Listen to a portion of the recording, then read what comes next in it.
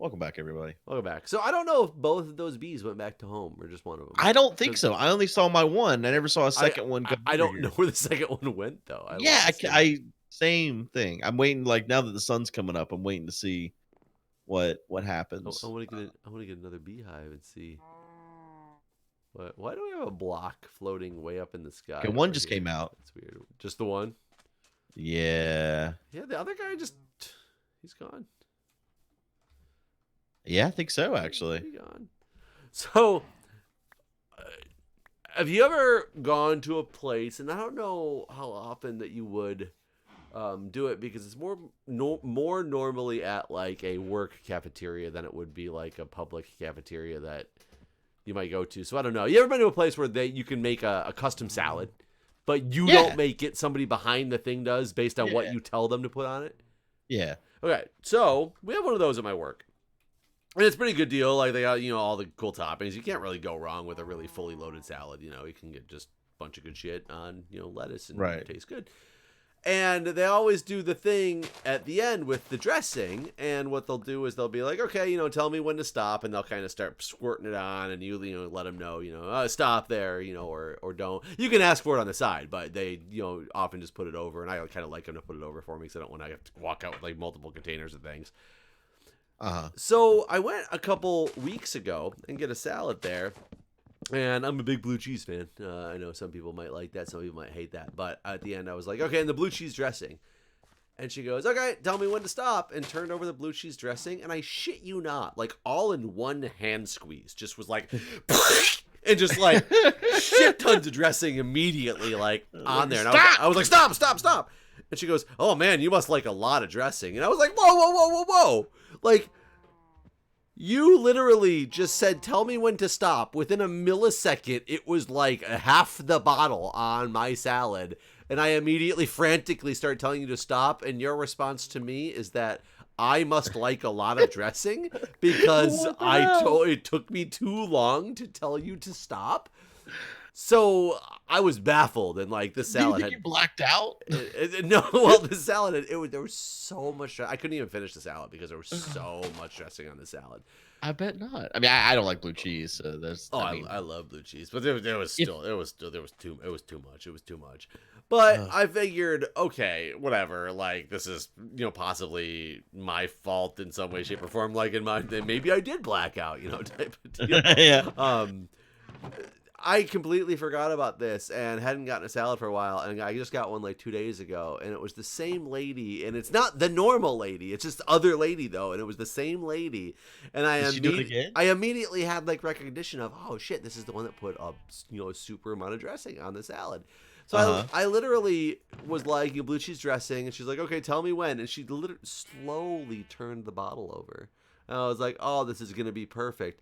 And I was about to say stop before she even started pouring, just to make sure like we didn't run into this, this issue.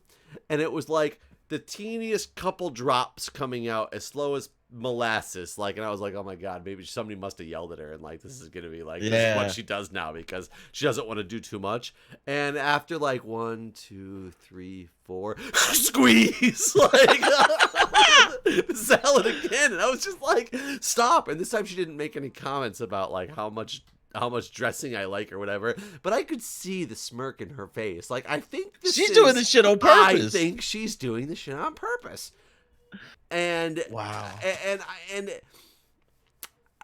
so I've worked multiple restaurants, fast food, the other, and every job has a pet peeve that somebody just like can't stand. Like, I remember I dated this girl who worked at an Outback Steakhouse when I was in like college, and I remember her distinctly saying like that it was the biggest pet peeve of hers, just because it happened all the time. And she was a hostess, so somebody would come up and make put their name on the waiting list, and you'd give them that little buzzy thing that's supposed to, it buzzes when your table is ready or whatever. And she'd be like, okay, whenever, your device buzzes, and right when you turn it on and program it, it would buzz to show that it's like programmed. Oh, and they're like, oh, I'm ready, huh? She said every single person would be like, oh, so my table's ready now? And they would like hand it back with like this, this smirky type of joke. So like every industry has their own like pet peeves that happen from the from the workers' perspective who complain about the customers. But I never thought about the fact, do you think that professions, like in general, like a lot of people who work have their little quirky thing that they do just because they feel like empowered by it in their job? Probably. I'm sure there's tons of stuff like that. Like people that stock things a certain way or do this or that or the other just to like, because they get off on the inconvenience or, you know, whatever. Like I hate my job, so I'll just spread a little bit of hate around as I work, sort of thing. I could totally see that. Because I do know, like, working in the emergency department, I will tell you that some of my standard old pet peeves that I would have against people is just when I was working the midnight shift, like the overnights, and especially on like a Friday night, and somebody who completely able-bodied looking would walk in there, and you'd be like, "So what brings you into the emergency department today?" And it's like, "Oh, my arm hurts." Oh my God! What? I made a mistake. Where you at? Did you hit the bee? They were the beehive was full, so I dipped. I got some bottle of honey and they messed me up. Oh, they don't like it when you steal their honey? I guess not. Oh, well, can't you just drink it to get? I guess I could have. It would have cured the poison. Yeah. So are they going to be like angry at you forever now? I don't know. He came out there red eyes and stung the shit out of me. Let's see if they're. Oh, he still got red eyes? Still got red eyes. Is he going to be mad at me? That's what I wonder, though. Is he mad at all humans? Oh, he doesn't have red eyes anymore. They just turned away. Oh. It must be a timer. He had red eyes when I came up to him, though. I saw. So I think we only have one bee now. Did you shear his honey? No, I think shears give you honeycomb. Oh, what'd you? I think that's if you do it on the hive and it breaks the hive, doesn't it? I don't know. I want to get another hive before I experiment more. I've been trying. It just ain't happening. But when the people would come into the emergency room and like, you know, tell me at 3 o'clock in the morning, like, what are you here for? Oh, my arm hurts. Well, what about it made you come in today and like right now, like, or like how long is your arm hurt? Oh, 3 months. Well, what made you come in about it like today, like now? What is different now? Oh, nothing. Just had some time. Like that's one of my big pet peeves that people would do, like from that perspective. It's just like come to the emergency department because you have time at 3 o'clock in the morning on a Friday night. Like that drove me nuts. With the people who walk in and immediately ask for a boxed lunch, you know, when they're there with abdominal pain. But those aren't nearly as like that's people that can't afford food, right? Like the boxed lunch people. Yeah, sure, a lot of homeless people. Oh, I can give a better example though of this when I worked at a bingo hall. And whenever I'd work the bingo, the ball caller area, and you'd have people that would walk by and the same fucking joke. Everybody would be like, make sure that N free space is in there for me. Like, you know, constantly, like, you'd get those jokes. But I've just never really thought about, as somebody who's worked so many food things, I've never had that quirk that I purposely tried to do because I felt like entitled. Like, that's the one thing she's got going for her, basically. Well, and I'm trying, and I don't want to really be like this person, like really just this is it. But she did it twice, and she did it like almost like led me on the second time, knowing I was like onto her from the time it happened before.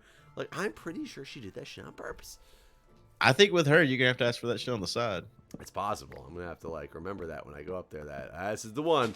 Put it on the side. My luck, she's gonna be like, "Oh, sorry, we can't do that." Like, there's gonna be some excuse. Yeah. Like, oh, we're out of side cups today. You know, it's funny. They started getting rid of, the little. They used to have condiments like that you could go get at the condiment bar for fucking everything. Like they'd have like the little packets of mayonnaise, relish, mustard, tartar sauce. Like they had everything you could want just up there for grabs on the condiment counter, which was fantastic.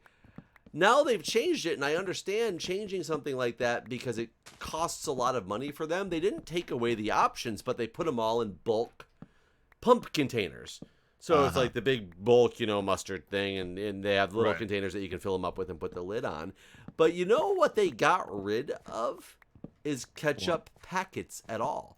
They have some packets of things still, of the lesser used stuff, which I find a little shocking. Like, they have tartar sauce in the packet. I'm sure it's because they don't want to put tartar sauce in, like, a big bulk container. But ketchup being, like, the most common condiment, there's no way to get a hold of a packet of ketchup anymore. You have to pump into Well, a I mean, the most container. common one that makes the most sense. To Well, me. except for it's also the one that I'm going to, if I walk out of there just with I'm walking, so the cafeteria is not a place, well, I guess some people do. You go sit down in the cafeteria and eat there, but a lot of people who work at the hospital, you transport your food back to your, unit or your office or whatever, and that's where you eat at. Right. So I need the convenience of being able to throw them in my pocket and walk, as opposed to having like this other. Wasn't your food like in a tray or something? Not on a tray, no. Not on a tray, in a tray, like a. Yeah, but sometimes the tray's full. I don't have room to put that stuff in there. You don't have a room for a little cup of ketchup. And sometimes I'll just be walking with like a little thing of fries in one of those little boats, those little cardboard boats. Yeah, just throw the little thing of ketchup on I'm top. balancing it all down the hallway. I'm usually got my computer. I feel like this is a first world problem. Computer in one hand and like a coffee. Stop bringing your computer with you to lunch. Because I'm coming from meetings. Dude, people actually work in the real world, dude. They got places. Well, yeah, but you get it. Yeah, well, people also get a lunch break, Jeff. Sit down in the cafeteria and have a lunch, socialize. Yeah, well, I would if I didn't have too much work to do. I mean, if you're not allowed to have a lunch break, then like which time you call?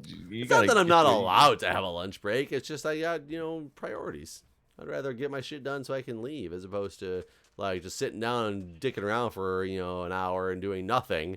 Man, most people with 2 kids at home, they just get as much time away as they can. Well, so sometimes I have to get home because I'm making sure I pick up the kids from the the sitter, right, whatnot. So you got that going as well. I mean, I'm sure you've had some crazy stories working at what buffet did you work at? I was gonna say Ponderosa. Shoney's. That's it. Shoney's. Yeah. I mean, here's the thing I did as an employee of Shoney's.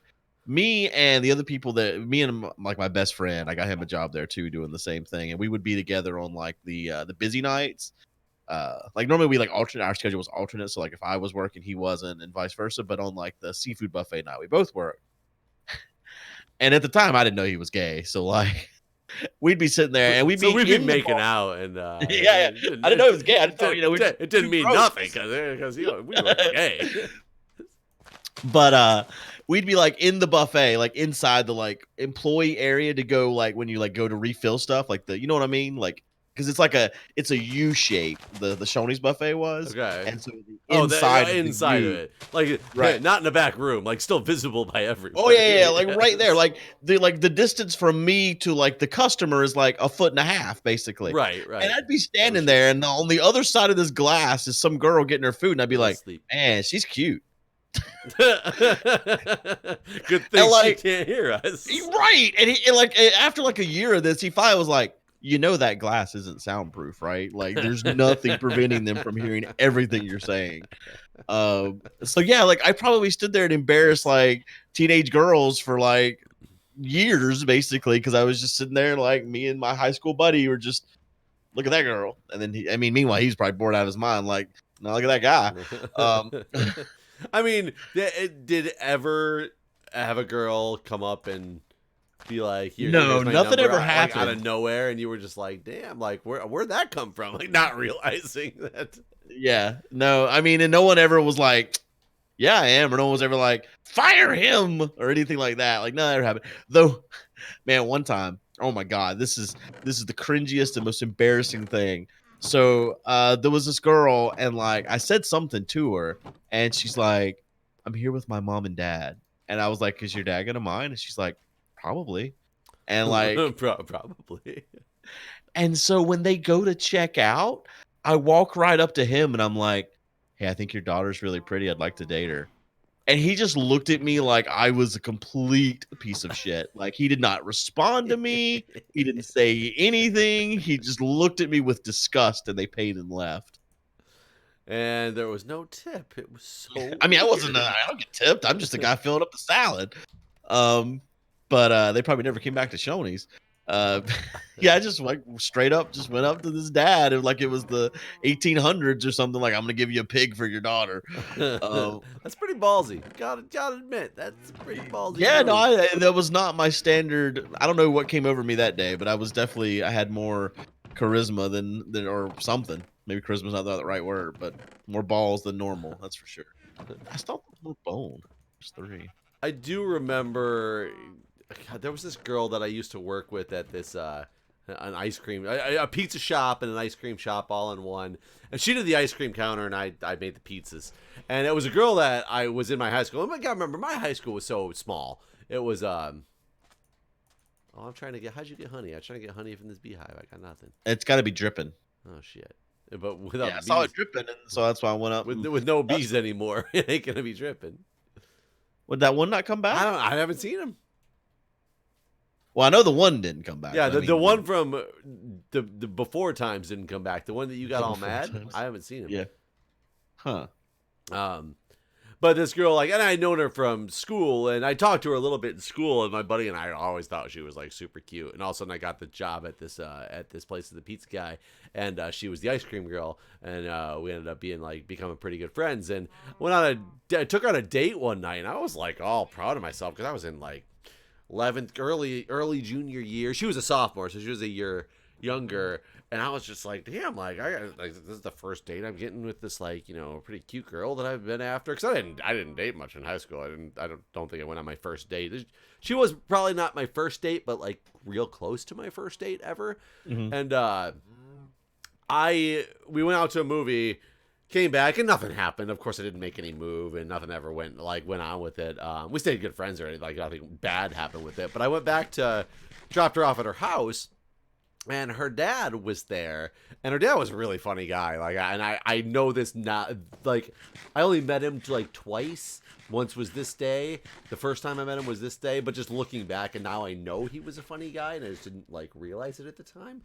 And he was like, wanted me to come inside and meet him. And it was like, I was just planning on dropping her off, and she was like, no, my dad wants you to come inside. And meet him. And I'm like, okay, like, I'll go inside and meet your dad. This is kind of interesting. So he's just talking to me about like what it would mean to date his daughter, and how his daughter, like, being like the dad, like literally, like, my daughter's very special to me, and blah blah blah. You'd have to make sure you treat her right, this, that, the other.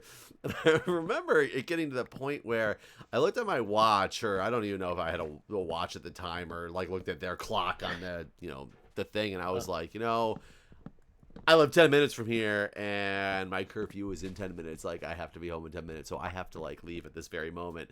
And he pulls out a phone, because, like, they have cordless phones at the time, not a cell phone or anything like that. He pulled out a phone and handed it to me, and he goes, just call your parents and let them know that we're having a conversation. As long as you let them know, I'm sure that they will be, like, very appreciative, and especially that it's, like, because you're talking to me, and I'll verify that you're talking to it. It's, like, Kate's, I don't remember what her name was, but Kate's father or whatever, like, they'll probably respect you for, having a conversation with me. And I was like, how the fuck do I get out of having a conversation with this guy? Right. Like, Now you're like, I don't know what I'm supposed to do right now. He's giving me all these reasons to call my parents, and they probably would be like really proud that I'm like, talking to the girl's like father and all this stuff.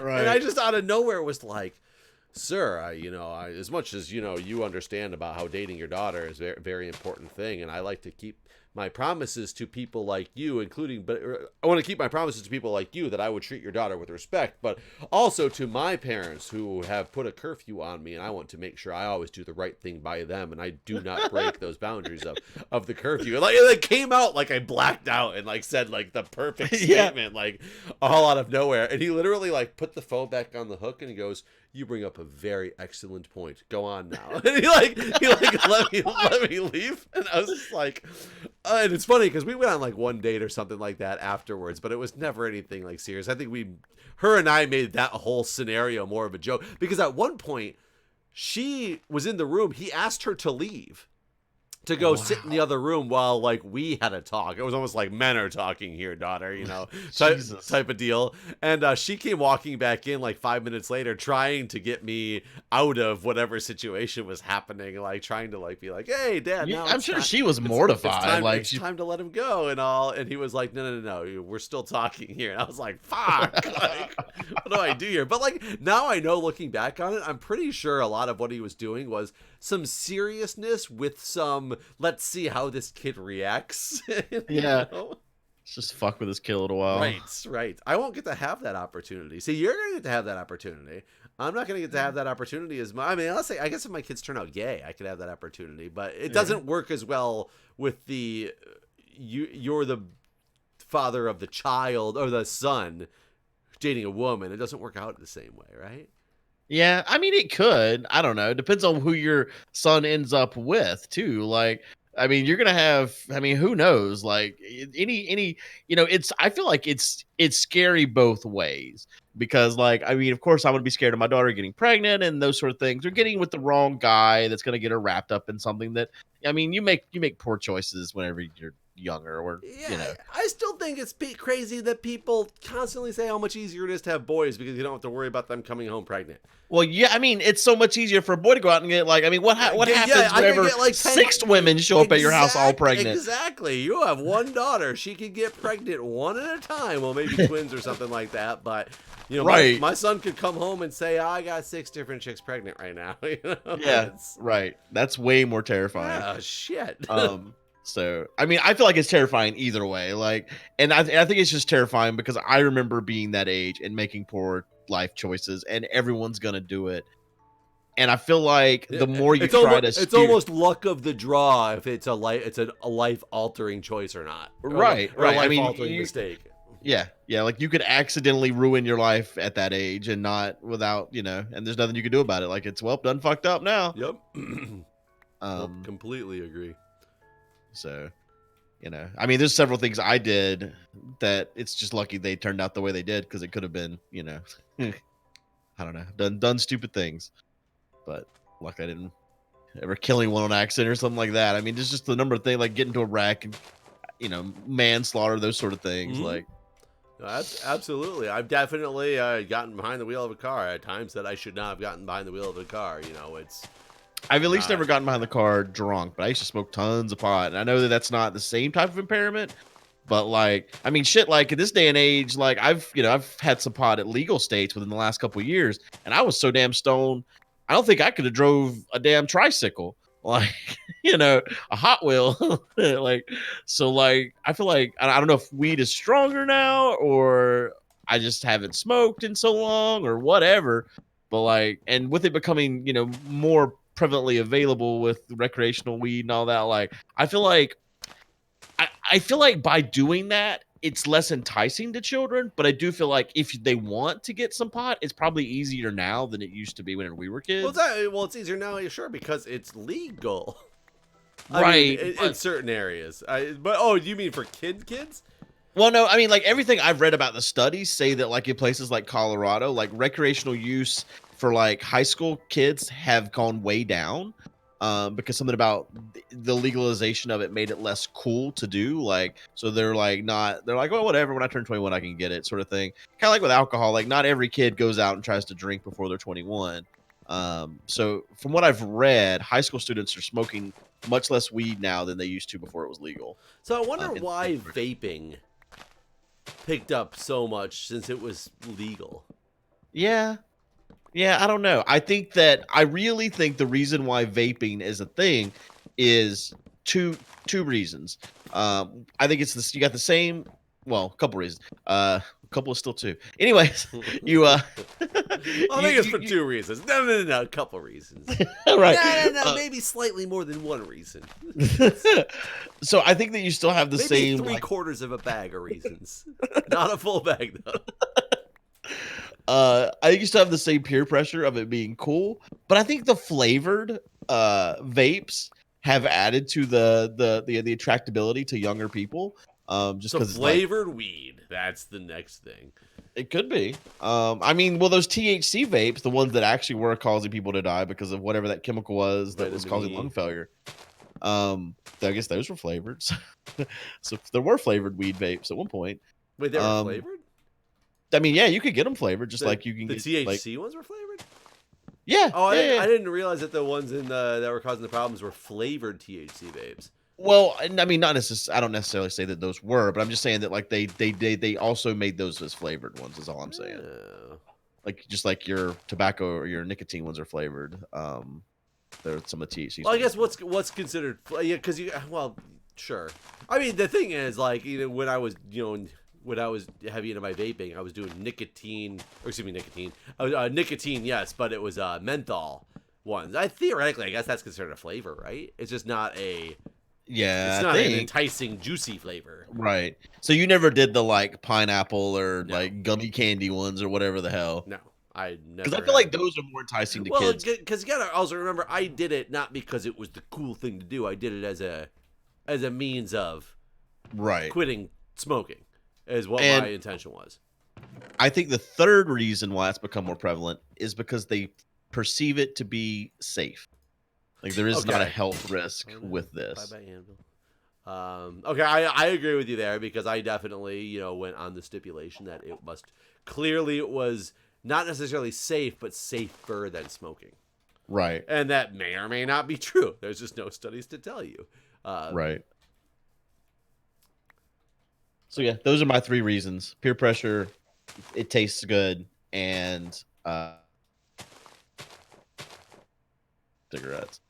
Yeah, that was weird. Because I feel like we did a good job as humanity to make cigarettes gross. Like we really made them unattractive. I think it's a huge stigma about it now. Did I tell you when I was I went out with a whole group of people, and one of the guys that happened to be there, people that used to work with my wife, his wife worked at, I don't know what the campaign was called, but the big quit smoking campaign company that have been getting funding from the government for years to make the campaign of stopping smoking. And they actually recently had some issue where they're basically, a lot of them are losing their job because they've been so successful. A lot of that funding is going away because there's so much less of a push for as much funding as they were getting before, because the campaigns that they run have been so successful that there's such a stigma against smoking. And I was joking around with them. I was like, it's going to be so funny now because your quit smoking campaign people are going to have campaigns to get people to start smoking so that they can get government grants to, again, start the quit smoking campaigns, like to keep their jobs, as a joke, clearly. But, sadly, somebody out there might actually think like that. It's like those cigarette companies have to be trying to, in their own mind, Philip Morris has to be like, how do we get people smoking so we can stay in business? It's got to be their business model, because I've read some studies that said that the cigarette companies have made attempts to make cigarettes less deadly so that you live at least longer to continue smoking longer, to increase that profit margin. Right. I mean, it makes sense. I mean, and alcohol, people can say alcohol kills, but in like a different way than, cigarettes. But still, chronic alcoholism is still a very terrible thing. Cirrhosis of the liver, all that fun stuff, fun, quote unquote. Right. But there's clearly advertisements for how fun alcohol is. Right. That's not a problem to be able to advertise for, and nobody thinks twice about, like, how dare these people decide to advertise alcohol. Yeah, it is a bit weird. I mean, there have been lots of people that make fun of that, I guess, like the whole "we're drinking, we're partying, we're cool" ads. But they haven't stopped. It's not like the reform that we had on cigarettes. Like, we're making them look too cool to kids. Got to stop. No one's done that with alcohol. Yeah, it's just better lobbyists, really. That's that's probably true. I feel like that's where a lot of the decisions are made by the lobbies. It feels like. I still remember reading this news article many years ago. By many, I mean like 2006, 2007. Because I didn't live in DC yet, but I was getting prepared to move out to DC, and they had just banned smoking outside of the Capitol building. So on the grounds of the Capitol or whatever. And this news article was talking to one of the senators at the time who the statement was, as Senator blah, blah, blah looked longingly at the ashtray, he looked at me and said, so many of the world's decisions were made right there at that ashtray. And it's like, you know what? I believe it. I believe it, because the smoking crowd when I was in college was always the fun crowd that went out on the breaks and actually like scheduled the, you know, what bar are we going to after, you know, after class today. And it was the social group. It was where you talked and like people went and talked about random shit. So a lot more stuff probably happened just because you bumped into somebody by the ashtray smoking than it did because you were scheduling a meeting with somebody. You know, I was reading about the rules on the Senate floor today for the impeachment hearing, and some of that shit's just crazy to me. Like, they're only allowed water or milk. They're not allowed to get it themselves. Water or milk? Yep, that's the two beverages that are allowed on the Senate floor. They're not allowed to leave their seats. Only the pages can bring it to them. They're not allowed to have any. Here's one that I read that was a little bit weird. They're not allowed to have any electronic devices or anything that has cellular connectivity. But I was watching it some today, and I noticed several of them have new Apple Watches, which do have cellular connectivity. So I don't know how many of those people just didn't realize it or purposely were like skating by the rules there, because it's like something that people don't realize. So there was that, but also like they can't have candy and stuff. But there's one desk that's allowed candy because of lobbyists from Pennsylvania, where Hershey is located. That desk is allowed to have candy in it. Is it And so only Hershey? all the senators can get candy from the Pennsylvania desk, but only from there. That is very strange rule. Yes. Yeah. They just blows my mind. The kind of like, are we having an impeachment hearing or are we organizing a kindergarten? I mean, also, is there a rule that they're just going to table everything? Oh, well, yeah, that's also yes. Oh, you want a table? We got, it's like IKEA up in there. This table's full of motions. What are we gonna do with them? I just let them sit. Yeah, let them sit there. What else are we gonna do? Table it. Yeah. No, I feel like Schumer could have brought forth a motion to do anything. Like, you know what? Let's just drop all this and not impeach Donald Trump. Let's table it. Let's table it. Yeah. Oh, okay. All right.